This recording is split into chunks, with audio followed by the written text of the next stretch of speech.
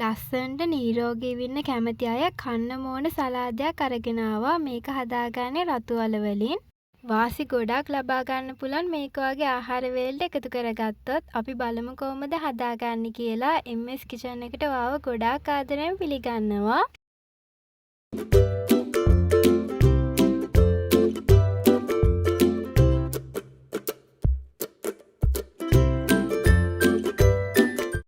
රතු අල දෙකක් අරන් තියෙනවා. හොඳට සෝදලා තැම්බෙන්න තියාගන්න. රතු අල වැහෙන ගාන වතුර දාලා තඹ ගන්න.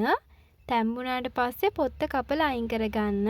තැම්බිලා තියෙන හින්දා පොත්ත ලේසියෙන් ගැලවෙනවා.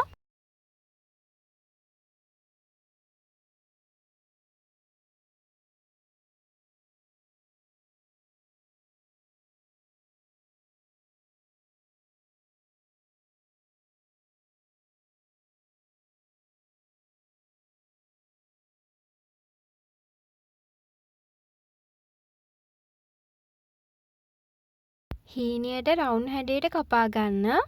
රතු අල නිසා අපේ ලේ පිරිසුදු වෙනවා. හමට ග්ලෝ එකක් ලැබෙනවා. හම පැහැපත් කරන්න ගොඩාක් උදව් කරනවා.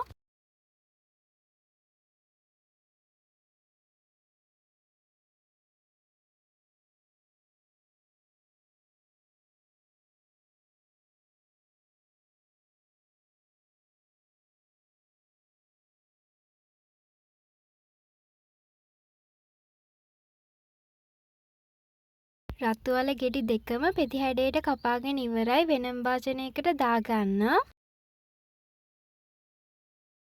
රවුන්ඩ් හැඩයට කපාගත්ත බීලුණු තක්කාලි අමු මිරිස් දාගන්න. උඹලකට දාගන්න. ඊට පස්සේ ගම්මිරිසුයි ලුණුයි දාගන්න. ඔයාගේ රස අනුව බලලා එකතු කරන්න.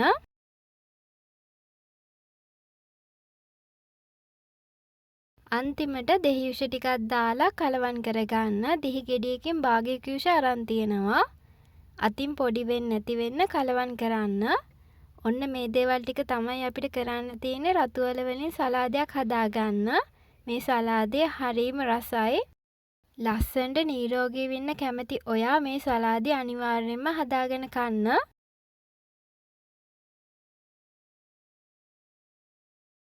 ලේසියෙන් රසට යන ආසයි නම් channel එක subscribe කරලා තියාගන්න. අලුත් වීඩියෝ එකක් අරගෙන ඔයාලව හම්බෙන්න එන්නම්. හැමෝම ගොඩාක් පරිස්සමෙන් ඉන්න.